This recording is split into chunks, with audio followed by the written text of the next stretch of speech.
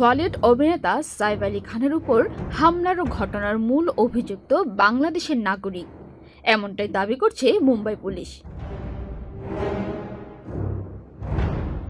রোববার ভোরে মোহাম্মদ শরীফুল ইসলাম শেহজাদ নামে ৩০ বছর বয়সী ওই যুবককে অভিনেতার বাড়ির ৩৫ কিলোমিটার দূর থেকে আটক করা হয়। এরপরই এক সংবাদ সম্মেলনে মুম্বাই পুলিশ জানিয়েছে, সাইফ আলী খানের হামলাকারী ভারতে ঢোকার পর নাম বদলে বিজয় দাস রেখেছিল। পুলিশ কর্মকর্তা দীক্ষিত গেদাম জানিয়েছেন, প্রাথমিকভাবে অভিযুক্ত ব্যক্তি বাংলাদেশী এবং অবৈধভাবে ভারতে প্রবেশের পর নিজের নাম পরিবর্তন করেছেন। তিনি বিজয় দাস হিসেবে নিজেকে পরিচয় দিয়েছেন। মুম্বাই পুলিশের পক্ষ থেকে এই কর্মকর্তা আরও বলেন, ৫ থেকে ৬ মাস আগে মুম্বাইয়ে আসেন শেহজাদ। এরপর কিছুদিন শহরেই ছিলেন। অভিযুক্ত একটি হাউসকিপিং এজেন্সিতে কাজ করতেন। তার কাজ থেকে মিলেছে ভুয়া নথিপত্র। ভারতীয় নাগরিক হওয়ার কোনো পরিচয় দেখাতে পারেননি সে। জিজ্ঞাসাবাদে শেহজাদ পুলিশকে বলেছেন, তিনি জানতেন না যে সাইফ আলী খানের বাড়িতে প্রবেশ করেছেন।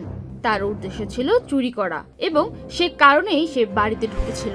হঠাৎ সাইফ আলী খান তার সামনে হাজির হন এবং অভিনেতাকে ছুরি দিয়ে বেশ কয়েকবার আক্রমণ করে সে সেখান থেকে পালিয়ে যান। মুম্বাই পুলিশের মতে, অভিযুক্তের কোনো অপরাধমূলক ইতিহাস নেই।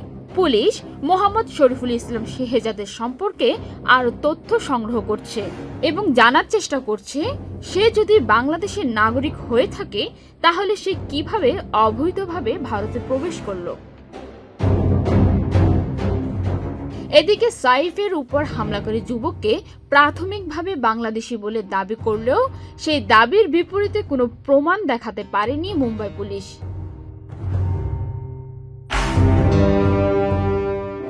হামলার ঘটনার পর হাসপাতালে আগের তুলনায় অনেকটা সুস্থ রয়েছেন সাইফ। ১৭ জানুয়ারি অল্প হেঁটেছেন চিকিৎসকদের পরামর্শে। যদিও হাসপাতাল থেকে ছাড়া পাননি এখনো। চিকিৎসকরা বলছেন, পরিস্থিতি বুঝে সাইফকে হাসপাতাল থেকে ছাড়া হবে। পান্না আক্তার, চ্যানেল আই।